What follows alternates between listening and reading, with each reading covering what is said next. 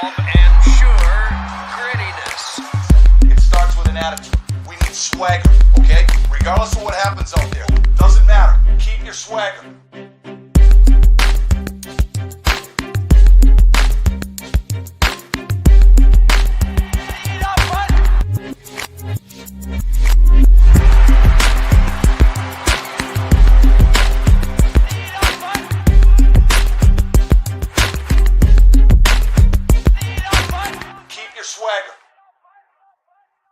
Hello, everybody. Welcome to the 5-Hole Fantasy Hockey Podcast. We are your hosts today, TJ and Maddie. What's going on, buddy? How you feeling? I am feeling great, TJ. I'm glad to be back here with you, my man. I know we took a week off last week while you were tending to air emergencies and keeping us all safe up there. Yeah, that was it was wild. We were coming home from Rome. This lady comes to the back alley and kind of just lays down for 3.5 hours. We had to hook her up to a couple IVs. As one does. I haven't heard anything. I hope she's great. Hope she made a full recovery. Anyway, we're 5-Hole Fantasy Hockey. You can find us on Twitter at FHFH Hockey. Hop in the Fantasy Hockey Discord. Check us out here on YouTube where we're hanging out right now live. We got the chat popping off a little bit. And throw us a like, subscribe over there. What is going on, guys? Let's get into week 15. Let's talk about some of the hot performances that have been going off. Like there are, our studs are going off, Austin Matthews, there's some studs going off. We want to talk about some of the guys that are a little bit under the radar, and you've got a good handful here. I've got a couple teams I want to talk about, but I want to get your voice on the airwaves here real quick. Who do you got? Yeah, I love that. Thanks for teeing that up. And honestly, no shortage this week. Like there's a lot of streaming teams too that really delivered. So we'll start in Toronto and Leafland with Matthew Knies. 5 goals and 3 assists over his last 4 games. I mean, he's playing up in the top line, bringing the riffs as well too. 10 shots, 12 hits, 3 blocks. We'll save it for a little bit later, but they got a little bit of humble pie against Carolina on Thursday night. But overall, he's been a fantastic ad. Left wing only kind of sucks, but their streaming gets a little bit more difficult in the coming weeks. But Knies has been a fantastic stream over the past couple of weeks. Same thing. We keep talking about this guy every single week, and his ownership just seems to inchworm its way up. I don't understand it. But Dmitry Voronkov again in Columbus, 2 goals against Pittsburgh, 2 goals against St. Louis. He's at 9 goals in his last 8 games, and 4 of those games are 2-goal games. So he's consistent. He's bringing splash. If he's still there, go check. But I mean, it'd be a crime if you can. Slide him in your league. He's 49% rostered. I've got Fantilli on my side of the thing. He wasn't much to write home about before Sean Monahan's injury. That's right. But since he hopped right into Sean Monahan's spot, both at even strength and on the power play. That is, I think it was the second best line. Money Puck just put something out today. I think it was Will Cooley and Kako, who's no longer on the Rangers, was the best line in terms of goals for percentage, but the second best line, Voronkov, Marchenko, and Monahan, and now Fantilli's hopping right into it. 2 goals, 2 assists in his last 3 games played. One of those is a power play point. The shots are a little bit low, 2 shots a game, but at that point we're getting greedy. He's producing. You can't get everything, but he's 15% rostered, and these guys are. I mean, Voronkov, your guy, 49%, Marchenko, 81%. So Marchenko's got the respect, but took him a while though. Yeah, he was hanging in the 30s and 40s for a while too before he just kept doing it and doing it and doing it. Voronkov's just coming up behind him. Gifts that keep on giving, TJ. Montreal has been doing it for us as well. We were clowning on Montreal about a month ago, as was everybody really. I mean, they were pretty terrible at that point, but since then. Seems like the return of Line, even though as of late he hasn't really been in the lineup, but that kind of sparked things for them. But Nick Suzuki, Captain Nick, has been doing fantastic. 2 goals, 2 assists in his last 2 games. Both of those were game-winning goals as well, too. So Captain putting his team on his back and getting the game over with, and 10 shots in those 2 games. So Nick Suzuki is not one that's usually known for his shots on net prowess, but 10 shots over 2 games, that is a gift. Another gift is, and we got to do a little bit of shout out here, some of our deeper league warriors. Shout out to Alan, right? Alan was the one talking about this weekend. Good for him. That's right. Really, and I know, and they teed that up a bit with, Svetch being moved down to line 3, really looking to get a bit of a jump start at his even strength play with Jordan Staal. And Svech was a part of a lot of that offense, but Jordan Staal, 3 goals against Toronto. Again, that was a pretty ugly game for the Leafs overall, but nonetheless, if you stream Jordan Staal this week on Alan's advice, congratulations. And I hope that keeps up. I mean, selfishly, I'm a Svech owner, so I hope that this kind of jumpstarts him a little bit. He's got goals in the last couple of games, and I think points in 4 straight. So he is the streakiest of streaky, but I'm kind of hoping we're getting out on the beginning end here of a bit of a sweat streak. Where are you at with Svechnikov? Like overall, it seems like this is a big conversation. Yeah. So, this might be better suited for the offseason when we have the gift of hindsight and everything. But he is consistently, I want to say, like every year he's hyped up, and we fall for it. I don't know about fall for it. Like he is what he is.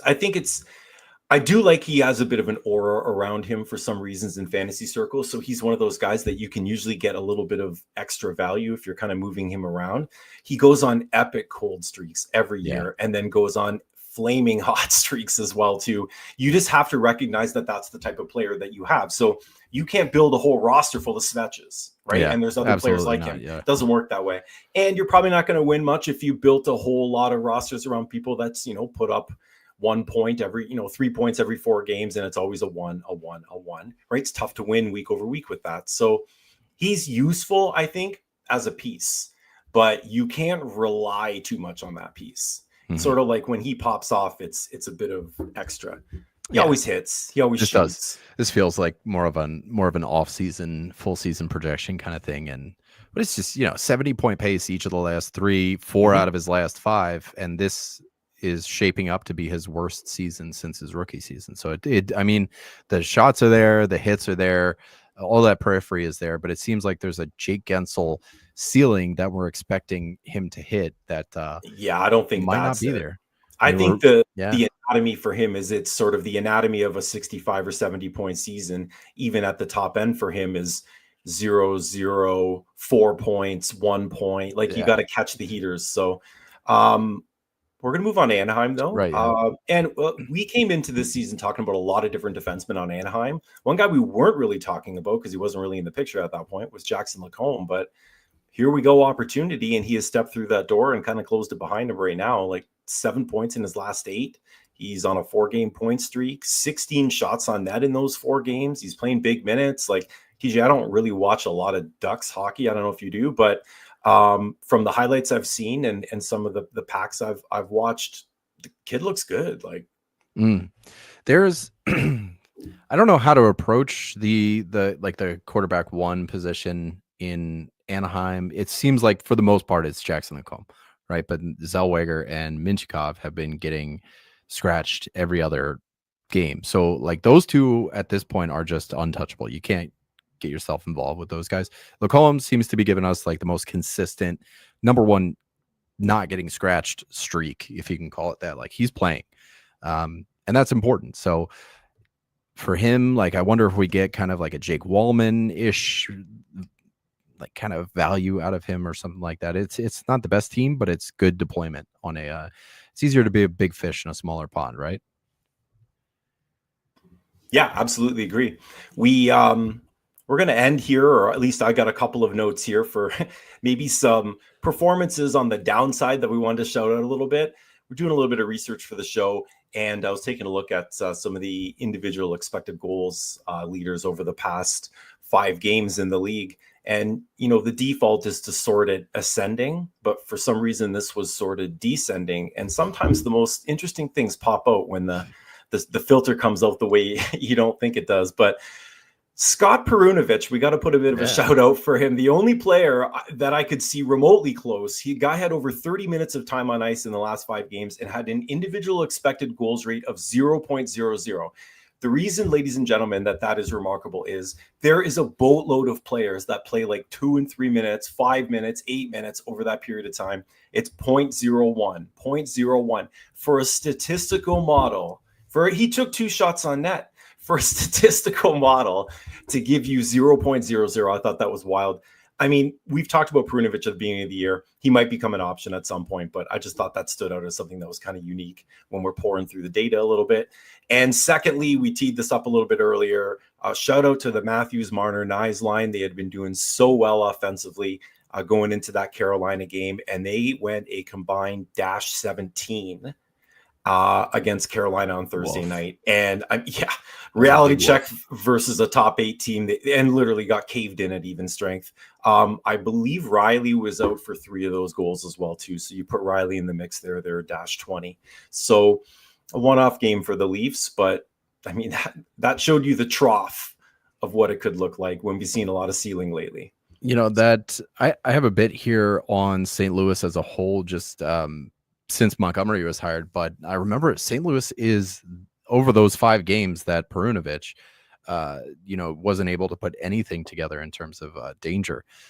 They are the highest scoring team in those 5 games. They are almost 5 goals for per game over the last 5. They're the best scoring team in the league. And it's just wild. Like, you spend half of every single game, and to really not take anything. Is he just deferring to the past more, I wonder? But that's insane. And just it's like an arbitration stat that they throw at you that you're just like, what? How is that possible? Sorry, I got to take a $1.5 off. That's right. All right. So to kind of cap that one out, since Montgomery was hired, Dylan Holloway has been, I remember talking about him, in those first few games. That you streamed him that first week when he popped off, and it's just been lights out. I wish I'd have kept him. I wish I took him. Point per game. He's on a 93-point pace since Montgomery came out. He's actually tied with Rob Thomas for the points lead since Montgomery was hired. He leads the team in even strength points with 21. He's 5th in time on ice per game. He's 5th in power play time on ice per game. Right now he's on the second line and on the second power play. But this is not a team that like really divvies up their power plays heavy light. Like, the scales are pretty even. I just wanted to get you guys kind of on the Dylan Holloway train. We were talking about it in the Discord, in the patron channel. There are a couple guys, JKJ, what's up, dude, who had wished, a St. Louis Blues fan too, who had wished that he would have gotten on the Holloway train. He's 52% rostered, so give him a look because he is cooking right now and is well worth an ad if you've got the space for it. The Red Wings is the next team that I wanted to talk about. Since Todd McLellan took over on December 27th, the Red Wings, number 1, are 6-1-0. They only lost their first game, which I imagine was McLellan kind of assimilating to the system, to the team, to his new players, etc. The power play those scales are tilted. It's a 70-30 ratio. They have the second best power play in the league behind Columbus. Not something you think you ever hear. Of course. The third best goals for. There's St. Louis at number 1, like we were talking before. Columbus right behind them. The Red Wings are at a +7 goal differential in those 7 games. There are 4 players above point per game. If you'd asked me this yesterday, it would have been 5. But Moritz Seider did not hit the score sheet last night. Patrick Kane's over 1.5 per game. Lucas Raymond as well. They both have 4 goals, 7 assists. Kane's got 6 power play points. Raymond's got 7. Which makes sense because close to 50% of Lucas Raymond's production has been on the power play. DeBrincat's got 10 points in 7 games, so just under 1.5 per game, 5 power play points for him. Dylan Larkin, 1.3-ish points per game, 5 goals, 4 assists, 6 power play points. And Seider on a 71-point pace. He's not seen a power play share like this since his 50-point rookie year. So for him it's 7 games, so small sample size. Of course, take it with a healthy dose of salt here, but 71-point pace after Todd McLellan has taken over. That looks really good. 4 power play points in those 7 games. And those 5 players that I talked about, Patrick Kane, Lucas Raymond, Alex DeBrincat, Dylan Larkin, and Moritz Seider, are definitively your power play 1. There's not much flip-flopping. I know, Tarasenko was seeing some time. There are guys like Joe Veleno getting up there. Eric Gustafsson was flip-flopping with Moritz Seider for a while. No, these are your 5 guys for the top power play, and it is cooking. Their power play is second in the league since he took over, and they're scoring quite a bit. And on the year, their power play has actually looked pretty fucking solid too. They are, I'm pretty sure they're even when they were scuffling at even strength. Yeah, their power play was doing great. It's Winnipeg and New Jersey above them, and they're cooking, guys. So a lot of these guys aren't really available. Maybe Patrick Kane's still putzing around out there, Yeah, but that's about the only one, I think. and yeah, even that's probably not looking great because It's a double-edged sword for Detroit. 64%. Had to look Right? it up here. Heavily Yeah. concentrated in terms of those five That's right. guys are doing great. If you own one of those five guys, Kane could potentially be out there. Alex Lyon, he's on the IR right now, not the IR, but he's out for the last few games. But he had a great position to have a stream this week. 10 saves in. He gets an upper body injury, and he's been out the last couple, but he's been playing really well. He had 3 or 4 wins in a row leading into that game, was clearly outplaying Cam Talbot. Talbot's obviously in by default right now, but when Alex Lyon comes back, I would take a look at that again. If this McClellan ad has reverberations throughout the team, then Alex Lyon's someone I want to own to give a little bit of a longer look than just a pickup in a stream. Yeah, I wonder. That's going to be, they've got their power play 1 set up pretty well, but pretty solidified. But the G1, there's going to be some value there. Their goalies have been like outperforming their environment for a long time. So whoever winds up with that spot, and if it looks like it's Alex Lyon, he's going to be out there. Go check him out. I'm all for it. I'm a Cam Talbot owner in 1 league, so I dropped him somewhat recently. I have to check my pulse real quick. Well, you know what? Yeah, I was going to say, just before we throw into the injuries, I wanted to shoot back quickly with Dylan Holloway and the offer sheet. That got played up a lot in the offseason. It's something that I've been really hoping that the NHL might do a little bit more of. There's a lot of talent across the league that's buried in some cases on rosters. And, it feels sometimes that it's a little bit too close of a good old boys club where people don't want to ruffle any feathers. And I really like that St. Louis, threw a few swings this summer. Ultimately, players that didn't have maybe the name value of some of the names we've seen in the past, like Weber and things like that. But ultimately, him and Broberg moved, and they've both been contributors, Holloway being, a really big one. So maybe that opens the door a little bit in the league in terms of some of these younger players getting a bit of opportunity. And just exploiting teams who are like in that sort of a troubled spot. So cap crunches or can't match it. That's right. Like you use that as a bit of a weapon if you're a general manager. Anyways, I thought it was something worth bringing up. But yeah, we have I would say fairly normal amount of injuries to talk about here in terms of players of significance. There was obviously more people that came out of the lineup this week, but we're going to note about 5 or 6 players here that might have affected your lineup over the past week, starting with Anaheim and Troy Terry. So he missed Tuesday, he missed Thursday. Nothing is wrong with Troy Terry. Good things are happening to Troy Terry in the real life world because him and his wife are expecting baby number 2. So unless it's the longest labor in history, I don't think he's going to miss tonight. I don't know if you've seen anything on that, but I'll look it up. Yeah. I mean, shout out Mrs. Terry if that's still going on because that's a marathon. He's still in Orange County. Okay. And I wonder, so with Anaheim and everything, and just how maybe close just they are to LA, Yeah. trying to get out of there. If you're trying to get out of John Wayne, SNA in Orange County or LAX, I'm sure a lot of people are having the same thought now with all the wildfires that are going on there. So hearts go out to everybody out there that are for real struggling with that stuff. As a flight attendant, I see folks in my circle posting stories flying into LAX and just like, crossing their fingers as hard as they can that they'll be able to get out, because you never know if that's a 20-hour layover or if you're just stopping for 20 minutes and then going back to wherever you came from. But, it's shit's thunderous. We're in a different era now too, right? I mean, in the past, you'd if you're lucky, you'd get aerial or video footage from this from a distance, from a place you don't know and a reporter you've never seen. And, with social media now, TikTok, people are streaming their direct and lived experiences while they're happening, and it's a more visceral response when you encounter these things. So yeah, our hearts really do go out to folks that are caught up in that, and just hope that things. I'm hopefully just the weather, right? I mean, it has the largest play on it, so hopefully the weather and everybody that's going to help those people can. Safely do so. We're going to move into Columbus here, and we talked a little bit earlier about Sean Monahan. He was placed on IR on Thursday. That wrist isn't broken. Just in terms of an fracture, update today. Right? Yeah, a bad sprain. I think they were worried it was a fracture. No fractures, right? Yeah, like no timeline yet. I guess there's a bunch of swelling, and they have to wait for that to go down before they can do the imaging they need to do. But that teed up Fantilli. He's on a 4-game point streak, like you mentioned before, and bigger minutes there. I'm hoping for the team's sake and Monahan's sake that we're not talking months here. It may be just a number of weeks, but we'll know a little bit more about that early into this week. We did talk about Alex Lyon a little bit earlier. Day-to-day upper body injury. Unfortunately, 10 saves into a pretty quality Tuesday start.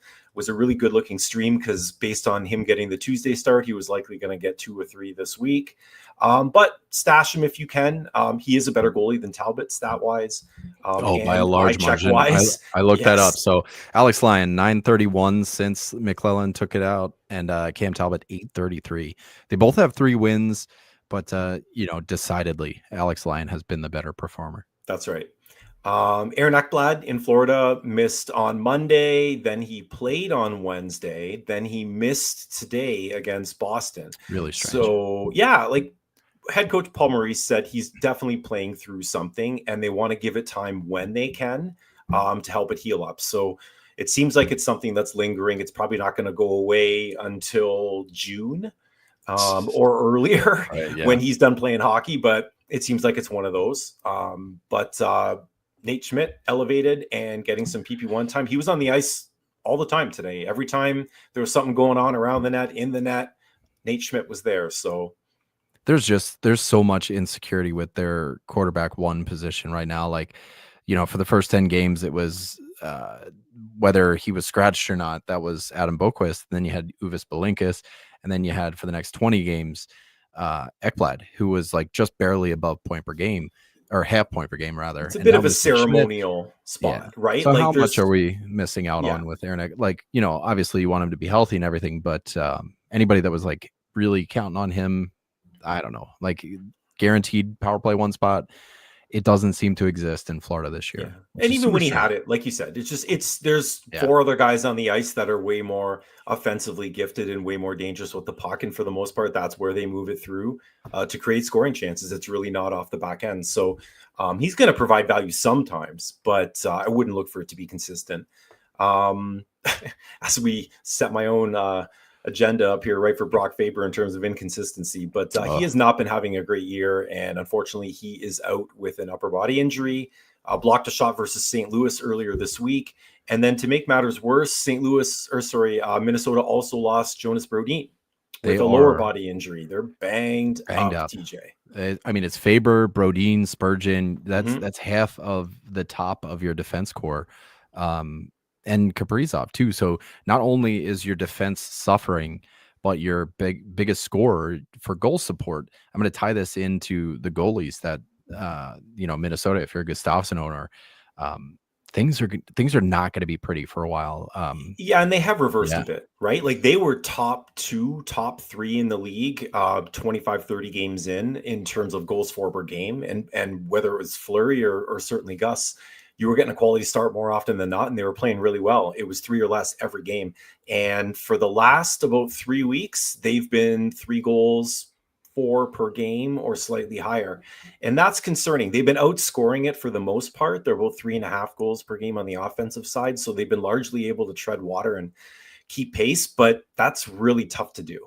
I mean, their feet have been swept out from under them. And whether these guys all come back at the same time, Money Puck has this great new, they don't have a link for it yet, but if you go to moneypuck.com/injuries.htm, it'll show you all the guys who are injured, when they got injured, when they're due back, and how many games they've missed, how many games they're still going to miss. Fantastic resource. You guys absolutely should check it out. I'm looking at Faber, Brodin, Spurgeon, Kaprizov. Like it's bad out of Minnesota. So it's going to be tough owning those goalies for a while. And, whether it's going to be a rotating door on the way back in or whatever, but, they need reinforcements. Who was it? They just got him from Columbus. I forget the Juracek, right? Like he's getting some looks. Defenseman. Yep. Yeah. He'll get a lot more ice time now. Who's running that power play with, Spurgeon and Faber are both out. Is there any, like God, is there even fucking value to be had there with whomever's running that power play? God, It can't be Juracek. It's Declan Chisholm. God, no. They have Juracek on power play too. So Yeah, I'll pass on that on Declan Chisholm. But yeah, you're right. Juracek on PP2. I mean, they're probably any port in a storm here at this point. And I wonder if did they? I think they called up Lambos, or they were thinking about it. Anyway, one of their prospects, at least in his draft here, was touted as like an offensive weapon, but hasn't really been pulling his weight in the minors. So anyway. Another offensive weapon that is out of the lineup is Dylan Guenther out in Utah. Unfortunately, out with a lower body injury and out indefinitely. It was very abrupt. It was midday on Friday, I believe, when they announced they're supposed to play on Friday. Yeah. And out indefinitely, lower body injury. He hadn't scored in his last 8, so he was struggling a little bit. Rookie player. I mean, that's going to happen. They did call up Josh Doan from the AHL. Not that there's, I don't think, any real fantasy value there, other than that's pretty cool. To see a Doan up in the NHL. He's had some good big splash games, but they're just like the consistency hasn't been there. No, I mean, again, expectations. If you're holding Dylan Guenther all year long, you're going to get streaks like we saw from him. So hopefully he comes back before the end of the year and can provide some help for your team. Last but not least, Colorado had a good week to stream players. So unfortunately, Jonathan Drouin owners, you only got to participate in part of that. Yeah. But yeah, he missed on Wednesday. He did come back on Thursday, got a couple of assists. He's up on line 1. He's playing on power play 1. So like you obviously have to keep putting him out there every time he gets the chance. But it's just so uninspiring, if I could use a word, when he goes out there. Like it's just, he gets teed up more times by Rantanen and by McKinnon, and it just goes anywhere but in the net. He is one of those guys that, like, his rapport that he's had with McKinnon, I guess in, minors, I think they played together, forever ago. Right. So they're just trying to like shoehorn that together. And sometimes it works. This is another guy who big splash games or 0. Yep. So a lot more zeros. It's funny. In the Discord, somebody was saying like, is a prerequisite for being a Colorado Avalanche is like you need to be in and out of the lineup. That's the only thing. And then we were talking like maybe Taylor Hall is your guy come trade deadline. So I wonder. Yeah, again, between what Drouin does week over week and Middlestat being incredibly ineffective, they found a way to acquire players that fill roster spots, but don't exactly do a whole lot for fantasy purposes, which is unfortunate for us.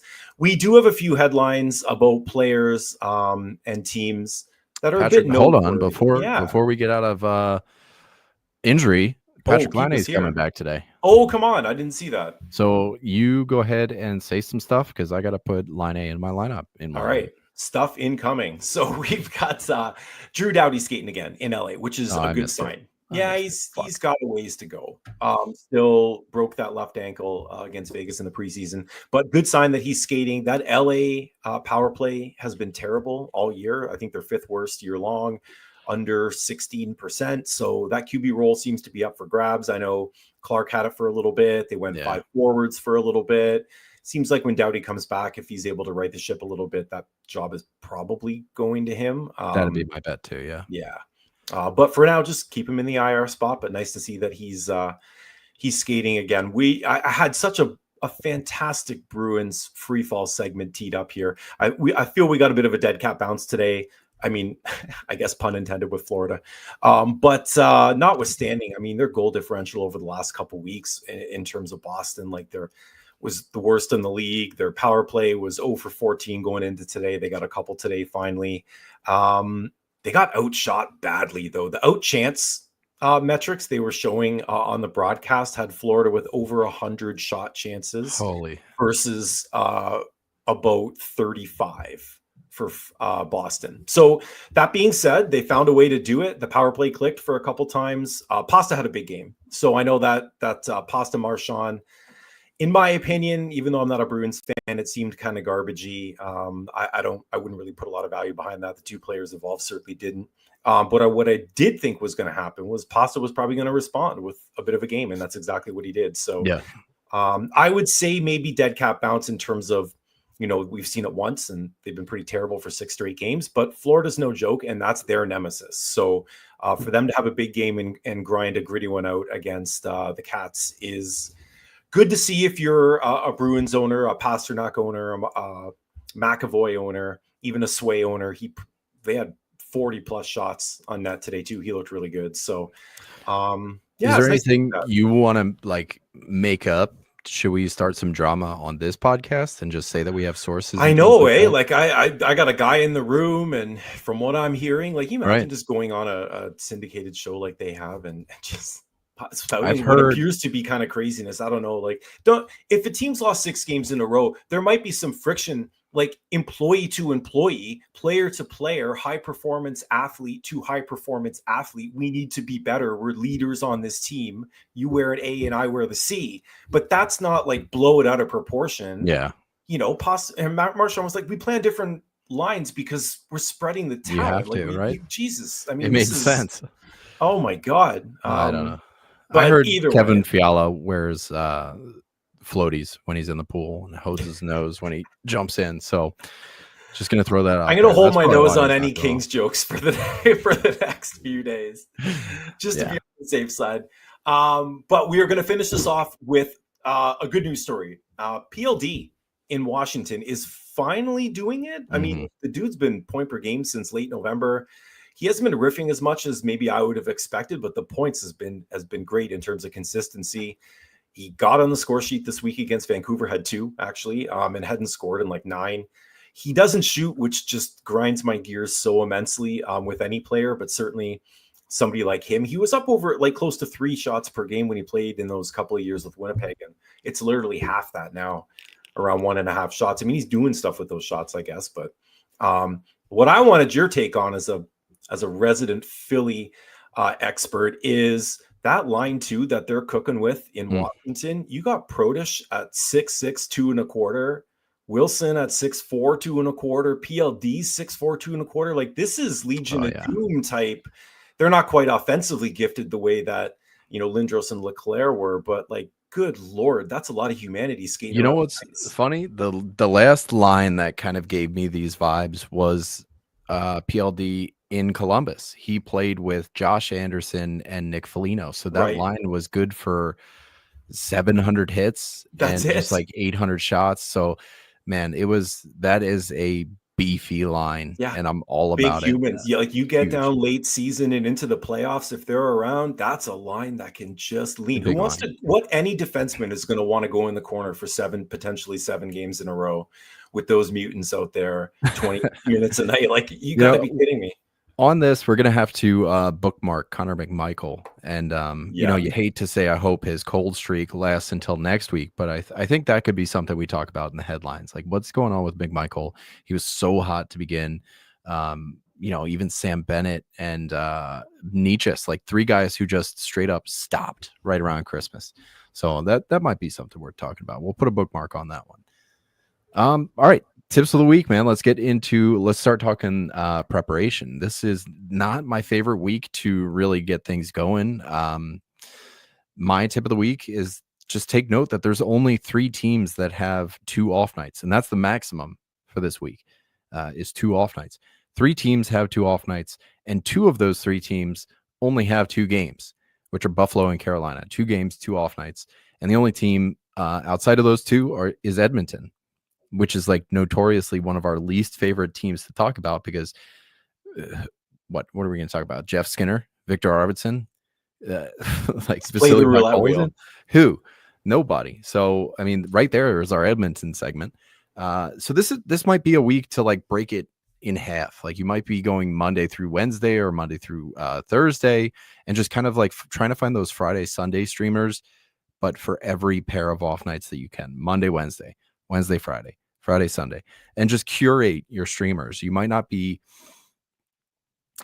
have like a week-long streamer. So if you have 4 ads, like most leagues do, you might be like piecemealing your strategy for this week. So just stay on top of it, especially if like you need goalie streams or are counting on, a certain amount of goalies playing. There's not a ton of back-to-backs this week either, at least in the first half of the week. So this is going to be one that for me at least, like I'm going to be taking it in 2-day blocks, maybe 3-day blocks, and just finding streamers that work for those little sections. Yeah, I can dig that. Maybe a week to see if somebody in your league got a little bit squirrely or antsy and dropped someone that you can take a bit of a longer lens on. Because yeah, you're not getting 3-4 games of upside out of really anybody that you're streaming this week, because the heavy nights are so heavy and the light nights are extremely light. My tip is more just perception versus reality at this point, right? So, TJ, if I asked you who are the top 7 teams in goals for per game over the last 2 weeks. So again, last 2 weeks, I had to 5 to avert 6 my games because you got it written here. Top 7 teams. I'm just pulling these out because there was a few in here that filled out nicely, but you're going to get the picture of when we roll through. So just fire a few out there. I'll fill in the blanks for you. Well, there is a bit of cheating because we already talked about St. Louis. That's Columbus, right. They're top of the heap. Detroit. Yep. Since their coaching changes and just over the last little bit, but I get what you're putting down, like the very uncharacteristic. And then I guess you would think like the big teams, Edmonton, New Jersey, Florida, Tampa, you think those big high-powered offenses. And over the last couple of weeks, they've produced, but not at the rate of these teams. You mentioned St. Louis, Columbus right near the top. Dallas and Colorado are up there. We sort of expect those teams to be up there. Detroit, Buffalo, Montreal, we do not. No. So there's been a lot of streamer gold over the last couple of weeks for active GMs who are, and I'm going to say this, watching some games maybe as opposed to waiting for season rankings to change and doing some scoreboard update. watching.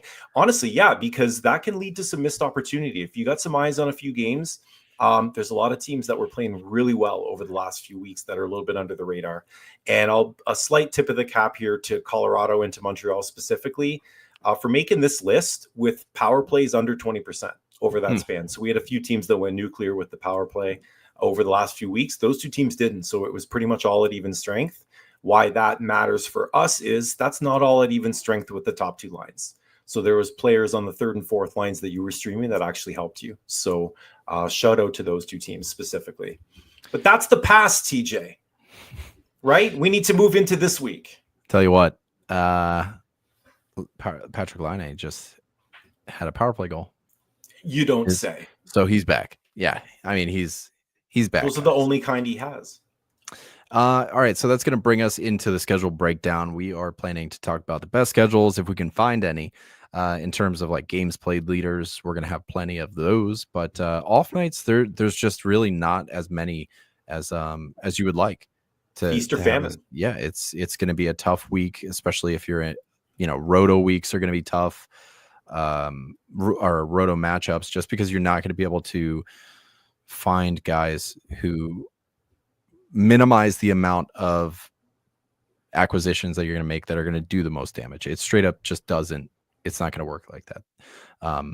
So let's talk about. I guess Edmonton might be where we started off. Yeah, they four games, 2 off nights, and then teams that have 4 games, 1 off night. We're talking about the New York Rangers, Dallas Stars, New Jersey Devils, Florida Panthers, Ottawa, Calgary, Detroit, Philadelphia, Montreal. There's a lot. And I'll tell you what, like if you're going to go off night hunting, the teams that you want to really look at are going to be the ones that are in the beginning of the week. That's going to be Edmonton, Florida, Calgary, Philadelphia. Edmonton has that Monday, Wednesday, but they also don't have the best options. So where do you really draw the line? Like, do you need off nights? Something we say a lot on this show is you can still get a 0 on an off night. Like, just because it's an off night doesn't mean you're guaranteed anything. Yeah, well, 3 and 4 there. That's tough. Like you're playing LA on Monday, and then you're going back to back Mini in Colorado. I mean, and if you're talking about who you're going to pick up on Edmonton, you want to play a 3rd or 4th line power play 2 player against, I would say, any of those teams. Like, I wouldn't really be running for the hills to do that, but they're the only team that gives you 4 and 2. I mean, every single one of those teams that play 4 games and give you 1 off night, you either get a Monday off night or you get a Sunday off night. Yeah. And none of those 10 teams give you a Wednesday. 6 of them. Yeah. Yeah. So. And none of those 10 teams give you a Friday. So you're picking your poison. I like to stream early as opposed to wait to get my off night games in terms of optionality. So I would probably lean towards the Florida, the Edmonton, the Calgary, Philly, Even the Kings, they play 3 times, but all these teams that play earlier in the week, so that by the time you hit, for instance, Friday, you might be able to get in. There's no team that's going to give you Friday, Sunday. So again, really bit of a Best feast of or luck famine week. to So Alan and Jay this weekend. that's it. Like you're kind of picking your single game that you want to target for your streamer, unless you're able to get somebody in. Again, 13 game Tuesday, 13 game Thursday, 15 game Saturday. Like you're really not getting a streamer in my opinion, in most leagues beyond the off nights, and there's very few of them. So we wanted to front load the episode this week on talking about hockey, because the schedule breakdown and the teams we're going to stream from is kind of hot garbage right now. We got a few teams. I'll say that we have a few teams and a few back-to-backs that we can really eye up here and add some players, but on the whole, it's kind of a shitty streaming week with not really a lot of options. So maybe a time to, as TJ mentioned earlier, look to upgrade your overall roster, schedule agnostic on a week like this. This could be one of the weeks too where you just let your roster do most of the heavy lifting and just plan ahead. Playoffs are coming up. We're gonna have I think we're gonna try to have a round table like playoff prep episode. I want to say at least a week or two before trade deadline. Just that way, we can give actionable advice. And if this is one of those weeks where you can scour your waiver wire, kind of cross-reference it with your playoff weeks and just find out which teams have the best schedules through those weeks. For us, it's Minnesota, which is great.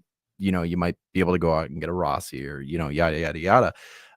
But this might be one that you just kind of like bite the bullet on this week, depending on your opponent, whether they're intimidating or, bottom of the barrel. You might be able to just take your chances this week, make a couple ads, and then make some ads that are for future planning without getting rid of your streamer spots entirely. That might be something worth doing. Yeah. I mean, there's a number of teams here that don't really have great schedules. Half the league, it seems, is 3 games, 0 off. Like we talked about Carolina Buffalo giving you those 2 games only, but both of them on off nights in the middle of the week. We kind of like that. Best overall schedules, we'd probably take the nod to Buffalo to Edmonton, and then Florida, Dallas, I think would probably round out that top tier with a huge caveat that if you can get any players on those teams, because a couple of the teams we're going to talk about in tier 2 here and dipping into tier 3 in Calgary and Philly specifically. And then I like Buffalo for those 2 mid Wednesday, Friday off nights, specifically because Calgary, Philly, and Buffalo actually give us some players to talk about. So we'll dig into that just a little bit later on. A few back-to-back goalie streams to talk about, TJ. I've eyed up a couple here, and I kind of want to get your take on a few of these situations. This is sometimes if we can get the stars to line up, because if the goalie rotation is opposite to what we think, then you're going to be able to stream the guy you want, but it might be against the definitely the inferior opponent that you'd want to stream him against. So there's not a lot of options for back-to-backs this week. I believe there was 10 or 11 overall in the league. Monday, Tuesday, we got 3. And a couple stand out here. Calgary starts the week with a back-to-back. They go Chicago Monday, St. Louis Tuesday, and Chicago catches our eye for very obvious reasons. Who would be our starter there, Vladar? I would think so. Yeah, I think they're going to save Wolf for probably because he's going tonight. Wolf goes today against LA. So you would think Vladar goes Monday? Yeah, that would be my choice. 6% rostered right now, so send him out there. I mean, even Wolf, he's available in a few leagues that I'm in. I wrote him last week, but I don't mind. Like St. Louis is a super intimidating team as of late. They're top of the scoring charts over the last few weeks, so they're no joke. But yeah, I think Chicago side for sure. Super easy one to kind of to really start to nitpick and go. That's for it. So Vladar could be the choice. Florida has a back-to-back coming out of the gates. They've got Philly on Monday and they've got New Jersey on Tuesday. I think we know where we're going to go in that situation. Yeah, and if it lines up. Philly doubles up on back-to-backs as well, so they're going to be prepping for a tired couple days as well. I wonder if Knight is the move. Who would you rather, Vladar or Knight at this point? I mean, Knight hasn't been overly inspiring in the times that we've seen him this year, Right. but it's the team in front of you. When you're talking about a 1-game stream, it's more who's up there and keep it to 3 or less and get me a win. And that And I actually, like that brings a good point. Like, would this be a week as disgusting as this in terms of like thinking about skaters that we can stream? Is it worth it to really like set your sights on a goalie? well, you're only getting one start, right? Unless there's an Yeah. injury or something, because nobody gives you more than one back-to-back. So Right. unless the schedule works out that one of these guys gets more than that one start, again, like I don't know if I'd want to be holding Vladar or No, or not for Spencer the whole Knight. week, but you know, No. if you're piecemealing, just trying to stack points, goalies might be your best option. Like maybe the Philly goalie, if you get a good start out of the piece you can obtain, which is probably all of them. If you get a good start, maybe you get that Columbus side of it, and you get a good start out of that. Maybe it squeezes into a second one. They play the Islanders on Thursday and the Devils on Saturday, so you probably get another game out of that. Yeah, they're. If you're a volume whore, I don't think I there's don't know a about single quality. Philadelphia Flyer goalie that's above 900. And I mean, Urson is 14% roster, so you can get a. But So do you it's want there. them? Yes, that's right. Tuesday, Wednesday is really easy. There's none, so you can't stream anybody that night. Wednesday, Thursday, there's only one. It's Edmonton, which on the surface might look good with Calvin Pickard, but they're playing Mini on Wednesday and Colorado on Thursday. Right. Pass. So I'll take a hard pass on. Although that we said, like Mini's been struggling defensively. Maybe Edmonton fills the net and they win a greasy one. I don't know. Like I wouldn't be overly confident, but I would certainly, if Pickard played the Minnesota end of that, I would think about streaming him. I would not touch him streaming Colorado. At this rate, I still have Vladar number 1, maybe Knight number 2 against Philly if those stars align as well. Whatever Philadelphia, I mean, Columbus is still, they're a powerhouse right now. So I'm not eyeing that up. I would probably have Pickard third, and then whatever Philadelphia goalie you can find dead last at this point. And that's your only option, really. Wednesday, Thursday, Friday, there's nothing. Friday, Saturday, Sunday, there's 8 goalie streams, and to hear about any of them, you're going to have to listen to Jay and Alan in the show coming up this week. There you go. But there's 4 of them that we've eyed up with what we thought looked like really prime opportunities. So we'll see what the boys have to say later on this week. Yeah, that's right.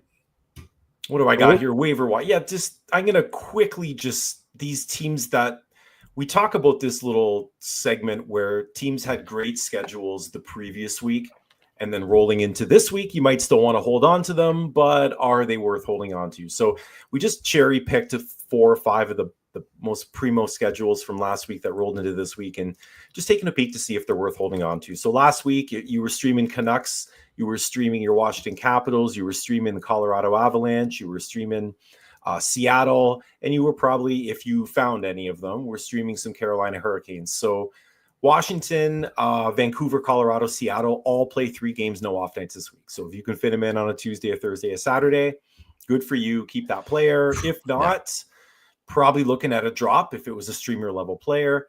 Carolina is the only interesting point here. They only play twice, but it's Wednesday and Friday, which gives you some pretty nice optionality going into the weekend.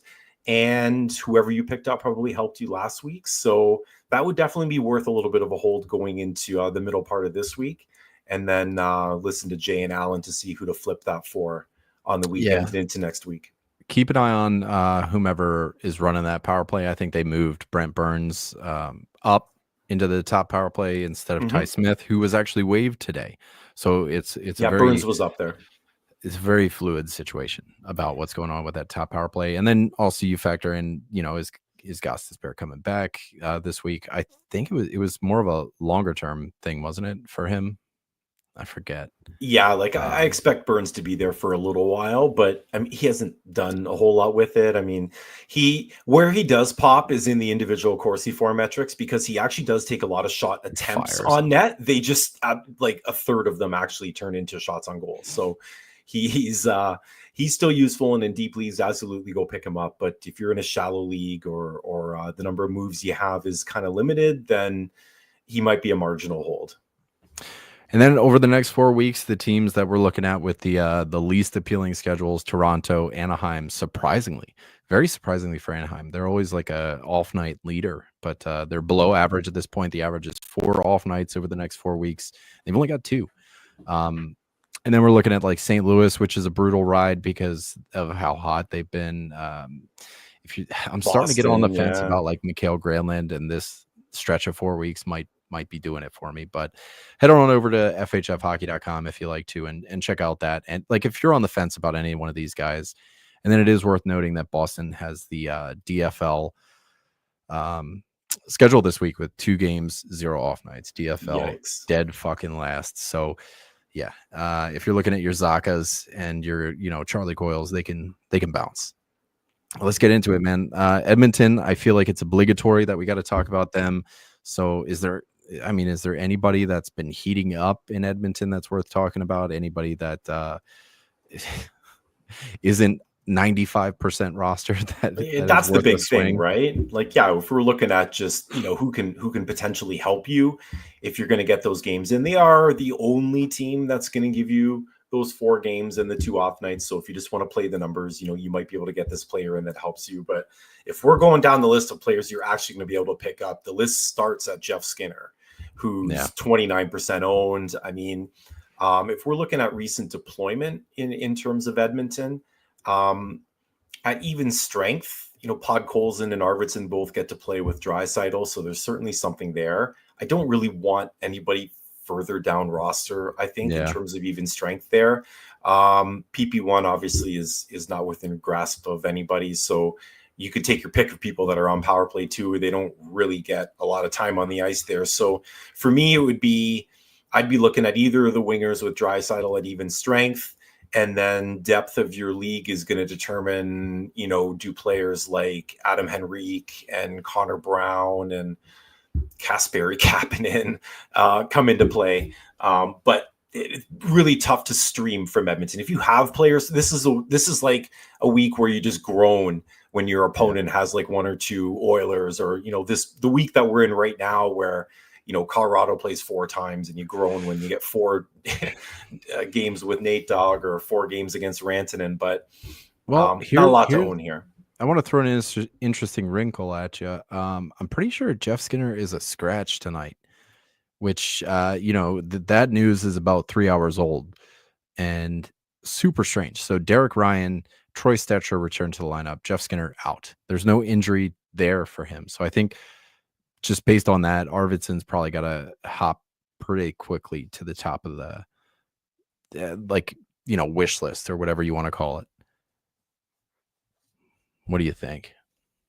I mean, again, in a limited sample size, for sure. I mean, anything could happen like that. I think there's going to be better options we're going to talk about that might not give you that maximized number of games, right? But if you want to stay in Edmonton, there was a few options. Like we said, it's not a wasteland, but in terms of players you're going to be able to rely on that are going to produce for you, it's going to be a little bit of a this is going to be a hard streamer of the week competition that we're doing. All right, man, let's talk about Florida. We got to get off of here and talk about some guys that number 1 are available and 2 are actually pretty productive at this point. So Jesper Boquist, 4 goals, 2 assists in his last 6 games, but he's on line 3 with no power play time. So he's kind of coming out of nowhere. And this is where we start to get into like the believability scale. Like, is this something that is continuing? So yes, you do want to ride these hot streaks, but you also have to take in like cachet and portfolio into the 13 account. minutes a night. Like that's tough. Center only. He's banging around, which is great. And the shot volume is pretty good for a third liner of 13-minute ilk. But guys like, Lundell might be giving you a little bit more value at 31%. Rodriguez scored today, and he's got some flexibility there. You might get something there. Mikola's back, so on the back end, he gets some pretty good minutes there. AJ Greer bangs like crazy. He only plays 7 minutes a night. But he's just flying around out there when he's out there, baby. That's right. So, there's, like you say, there's some options, but again, we're moving pretty far down roster here. I mean, all of PP1 covered. Outside of most Nate of the Schmidt, top 6. Yeah, that's right. If Schmidt winds up a long-term option based on Aaron Ekblad's injury, whatever might be happening there. Ekblad himself under 60% rostered, so he's worth checking out. But right now, And if Schmidt, he's managing something too, maybe even when he does come back, right? maybe they pull back a little bit on the PP responsibilities. They do have Forsling. There are guys that have some. Mikkel has even spent a little bit of time up there too. Like there's people that they have that can be serviceable there, but also might be something they look at addressing before the trade deadline.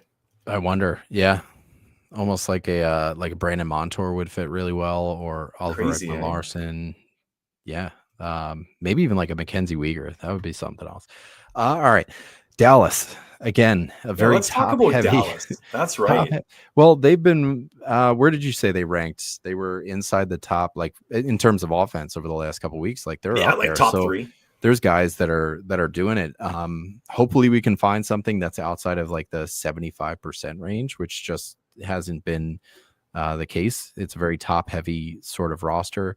Jamie Benn, I think, I was able to pick him up last week. He's 65% rostered. Yeah, So that's crazy. definitely go check. He's been like insanely consistent. So Yeah.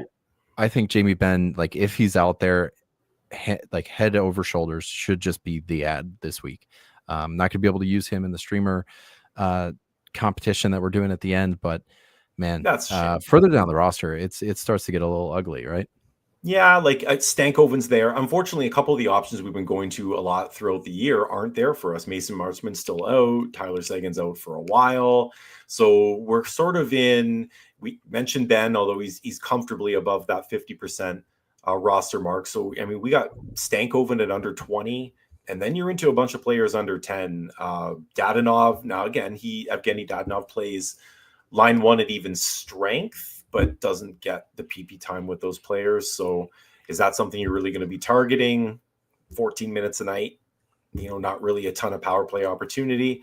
Mav Bork, same thing, like plays line 3. There could be some opportunity there, but you're going pretty far down roster on this team to look for some opportunity. And if we just take a quick look again at what that schedule looks like, what are you really eyeing up here for Dallas? When are you getting that off night? You're not getting an off night till Sunday. So you're getting Toronto on Tuesday, heavy night of the week, Montreal on Thursday, who hasn't been an easy out, Colorado on Saturday, and then you finally get your off night that for this marginal player that you've owned all week long to play the Red Wings. So, yeah. I mean, it's a strategy. I don't know if it'd be the one that I would employ. Maybe the fellas in the weekend preview might tee that up a little bit more in terms of the opportunity of looking for some Dallas players a little bit further down the list. But I don't think early to midweek there's much I'd want to run out and jump on for Dallas this week.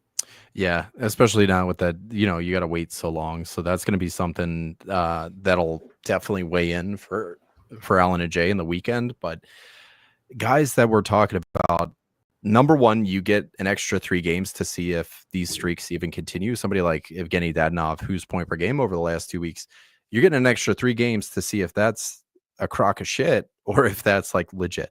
So at 2% rostered, chances of him being out there on Sunday are pretty high, unless you've got some pretty keen and pretty desperate owners out there that are really trying to solidify their Sundays a week beforehand, which might not be the case. But there also might be other guys that could potentially come out of the woodwork. Maybe somebody like a Stankoven starts to turn on the Jets or anything like that. So Dallas is definitely one to monitor, and the guys for the weekend preview are going to keep you a little more keyed in on that one. Tier 2 streams, this is where we start to open up a little bit into some more options. So yes, the Tier 1 streams have the better schedules, but I think here we are in Tier 2 talking Calgary, Buffalo, and Philadelphia, and there might be better options here. What do you think? I completely agree. And in a number of cases, the offense recently to back it up when we talk about Buffalo and a couple of these other teams. But yeah, if we take a look at Calgary here, I mean, we just spent 5 minutes or so talking about 2 or 3 teams where you basically can't touch the top 6.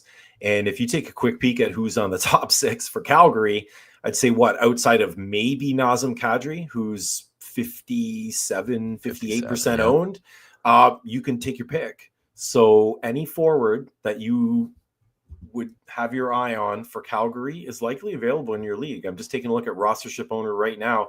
Kadri 57, Huberdeau 37, and then Coleman's 28. Coleman, yeah, and one then of our Sharon guys. Govich is 13, and everyone's below And that. what a time for Connor Zary to go down too. I He was know, having I such a saw run, that. and then he just gets the knee blown out, and that's Not really good. tough to see. He looked really, really good so far this season. So I'm getting a weird feeling about Mikael Backlund. This might just be one of his weeks. His and little with streak, yeah. 3 games in those first 4 nights, that's going to be something worth the shots thinking always about. look nice for him, right? When he gets going, Yeah. he's 3 a game, 3.5, kind of an average over 2 His weeks. splashes are like, they're week-long splashes. He's got That's right. like a mini Nick Schmaltz thing going on. But like, hey, listen, Nazi fires the puck and has been doing it. Yep. Huberdeau's got 4 goals in his last 6. Like, there's value up and down this roster in terms of streaming. Sharon Govich hasn't really been doing it on the score sheet or in the Rift department, but he's a streaky player and he is tri-eligible. So when we just take a quick look at where Calgary was again, they are Chicago Monday, St. Louis Tuesday, St. Louis Thursday, Winnipeg Saturday. You might get one of those Tuesday, Thursday games with his eligibility. So maybe it becomes something a little bit more than 1 game. But yeah, I could like that. My fantasy sommelier is starting to pop out, and Calgary paired with Buffalo to take you to Friday looks pretty good, because we're looking at Buffalo with 2 off nights smack dab in the middle of the week. So you get that Monday, Tuesday out of Calgary, and then we move over to Buffalo. Again, a ton of options. We're looking at Jason Zucker at 31% rostered. And I mean, even down the lineup, guys that you wouldn't consider. Jack Quinn, 5 points in his last 6 games. He's 3% rostered. He had that. It was him, I think, that popped out of the penalty box and then went on to the breakaway. Sweet little move there. Power play 1 too, eh? He seems to be up there. So they're doing stuff, and I do like the options here, especially paired with somebody from Calgary. Like, maybe you can double up, get a Vladar, get a Coleman or a Mikael Backlund or what have you, and then move over to somebody from Buffalo. And I feel like this is going to be a pretty popular strategy going into this week, just based on their off nights. So just the sheer amount of options that are there. People have been really moving off JJ Peterka. He's got 4 assists in his last 6 games. 2 of them were on the power play, firing right around 2 shots a game. I don't know. Jack how would you Quinn, rank some of these guys here? Jack Quinn had 2 goals his previous game, had a goal today. So there's definitely fantasy goodness to be had here. Dylan Cousins still largely not doing his thing, but he's always a stream for some potential upside. But yeah, I mean, again, the thing I like about a team like Buffalo for these 1 week streams is there's also opportunity to pick up peripherals if you need them. Calgary offers the same upside there too. So it's not just, you can kind of curate the stream that you're looking for here, whether you're trying to isolate some power play points. It's really hard for most teams to be able to say, I'm going to stream somebody that's going to help pad my power play point statistics, because most of the team's top power plays are owned. But in the 2 teams we just mentioned, you can get multiple slices of their top units. So if that matters in your league, and it does in most, then I would take a swing on some upside, not just in maybe 1 or 2 categories, but you got guys that can kind of fill the sheet here. So yeah, give me some Calgary into Buffalo. Man, if it weren't for just the 2 games, I might even do it just to really put my balls on the table. I might take Jason Zucker. As your stream? As my streamer of the week. I had a gut feeling on mine, and I'm not going to stray from it, but I would absolutely be on board with that as well too. He's been doing amazing. I mean, what has he got? He's been cold a little bit the last couple games, but yeah, he's been up there. So what was it? It was off nights for us are double, or are they 1.5? I forget. Off nights were double. That being said, this week we're really not going to get a ton out of that. I mean, at best we're going to get 2, but if you pick one of those teams that gives you 2 outside Edmonton, you're only getting 2 games. So that's it. Lock it in. I'm going Zucker. Okay. I'm on board with that. We'll save it. What do we got here? All right. We're kind of getting towards the end here too. Yeah, like Philadelphia. This was the last team of 3 that we kind of isolated as not only giving us a bit of schedule upside, but the ability to actually pick up some of these players. Matvei Michkov probably starts this conversation because you're not getting Sanheim and you're not getting Konechny. Even Tippett at 70% is probably owned in your league. Michkov is right on 50%. So he very well could be there. He certainly hasn't been hot lately. 1 goal in his last 7, but he's been shooting the puck and he's on the power play, right? I'm saying that, sorry, tongue in cheek. Is he on the top power play still? He is, yes. He is good. Okay. Yep. All right. And they're so up 3-0 against Anaheim right now. I remember people were talking shit about Cutter Gauthier and had this date circled on his calendar. Go ahead and cross that circle, bud, because it doesn't look good through 2. Konechny's got 3 apples tonight. Fucking send it, bud. Send it. Tippett, goal and an assist. There you go. He's been showing up. How's Cutter doing? Oh, the salt. I love the salt. Yeah. All right. But yeah, Philly's got some players. Right there with you on Mishkov. Rasmus Ristolainen is going to bang him up for you. Forster's been banging. He's got 3 goals in his last 7. There's not a ton in terms of like reliable offense in Philadelphia if you're not named Travis Konechny.